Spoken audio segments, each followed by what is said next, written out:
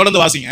உங்கள் தேவனாகிய கர்த்தரிடத்தில் நீங்கள் உங்கள் முழு இருதயத்தோடும் உங்கள் முழு ஆத்மாவோடும் அன்பு கூறுகிறவர்களோ இல்லையோ என்று அறியும்படிக்கு உங்கள் தேவனாகிய கர்த்தர் உங்களை சோதிக்கிறார்.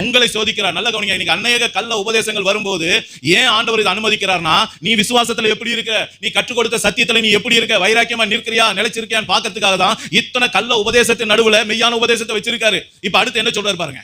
நீங்கள் உங்கள் தேவனாகிய கர்த்தரை பின்பற்றி அவருக்கு பயந்து அவர் கற்பனைகளை கைக்கொண்டு அவர் சத்தத்தை கேட்டு அவரை சேவித்து அவரை பற்றிக் கொள்வீர்களாக.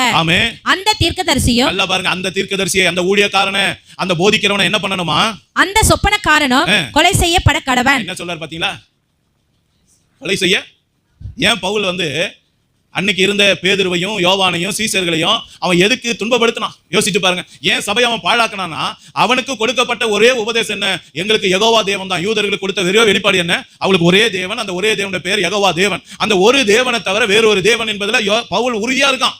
அவன் பைபிளை நல்லா அறிந்தவன், கமாலியலோட பாதத்துல அமர்ந்து வேதத்தை நல்லா கற்றுக்கொண்டவன். அதனால அவனுக்கு உறுதியா தெரியும் ஒரே தேவன்றதான் சத்தியம். நல்லா புரிந்து கொள்ளுங்க. அந்த ஒரே தேவனுக்காக வைராக்கியம் பாராட்டி தான் இயேசுவை தேவன் என்று இவங்க சொல்லும் போது அவன் சபையை துன்பப்படுத்தினான். அப்ப ஏசப்பா அவனை தமஸ்குல சந்தித்து அவன் என்ன பண்ணாரு?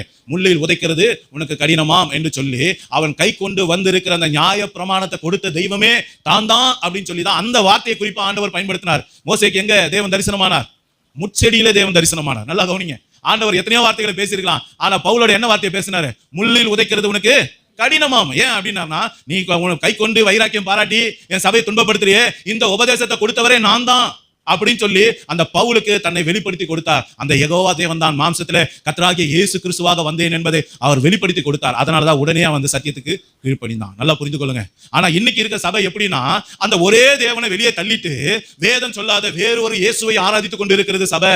இன்னைக்கு சபையில ஆராதிக்கிறாங்க, இயேசுவின் பெயரில் ஆராதிக்கிறாங்க. ஆனா இயேசு சபையில இல்ல. காரணம் என்ன? அவர்கள் ஆராதிக்கிற திரித்துவத்திலே குமாரனாக இரண்டாவது நபராக இருக்கிறவரை ஆராதிக்கிறார்கள். ஆனால் வேதம் சொல்லுகிறது அவர் ஒருவருக்கே அண்டி வேறொருக்கு ஆராதனை செய்யாயாக என்று சொல்லப்பட்டு இருக்கிறது. அல்லேலூயா. அருமையான தேவனுடைய பிள்ளைகளே, இன்றைக்கு சபை, இன்னைக்கு இந்த காரியம் ஒரு யூதன் இடத்துல நடந்திருந்தா, ஒரு பவுல் இடத்துல அவன் நியாய பிரமாணத்தை கை கொள்ளும் போது நடந்திருந்தா, அவன் என்ன பண்ணிருப்பான்? யோசனை பண்ணி பாருங்க. கல் எடுத்து அந்த ஊழியக்காரனை அடிச்சிருப்பான். உண்மையா பவுல் அதை தானே செஞ்சான். ஸ்தேவானை என்ன பண்ணாங்க? கல் எடுத்து சாவடிச்சாங்க. எதுக்காக சாவடிச்சாங்க? அவன் நியாயப்பிரமாணத்துக்கு விரோதமா, யெகோவா தேவனுடைய வார்த்தைக்கு விரோதமா பேசலாம்னு சொல்லிட்டு. நல்லா புரிந்து கொள்ளுங்க. அதே வெளிப்பாடு அவன் அறிந்து கொண்ட போது அவன் கண்கள் திறக்கப்பட்டு இயேசுவே கிறிஸ்து, இயேசுவே மேசியா, இயேசுவே நித்திய பிதா, இயேசுவே யெகோவா தேவன் என்பதை அவன் போதித்தான் என்று வேதம் சொல்லுகிறது.